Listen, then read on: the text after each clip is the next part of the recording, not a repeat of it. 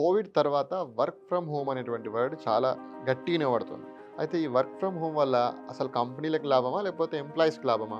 వాస్తవాన్ని చెప్పాలంటే కోవిడ్ టైంలో మాత్రం ఈ వర్క్ ఫ్రమ్ హోమ్ అనే కాన్సెప్ట్ వల్ల చాలా కంపెనీస్ బెనిఫిషియర్ అయ్యాయి. ఎంప్లాయీస్ కూడా చాలా వరకు బెనిఫిషియర్‌గా పొందారు. అవును.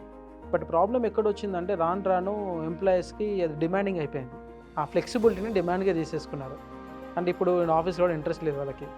ఇంట్లో కూర్చొని "ఏయాలి మాకు వర్క్ ఫ్రమ్ హోమే కావాలి" అన్నట్టు తయారయ్యారు. అంటే ఒక స్టేజ్ వరకు కొన్ని ప్రాసెస్‌కి వర్క్ ఫ్రమ్ హోమ్ అనేది కంపాటబుల్‌గానే ఉంటుంది. కొన్ని ప్రాసెస్‌కి టీమ్ మీద డిపెండ్ అయ్యి ఉంటుంది.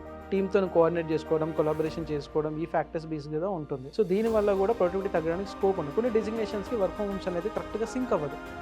సో చాలా వరకు. But at the same time కొంతమందికి వర్క్ ఫ్రమ్ హోమ్ అనేది బెటర్ ఆపర్చునిటీ అని చెప్పుకోవచ్చు. Especially working ఉమెన్స్‌కి.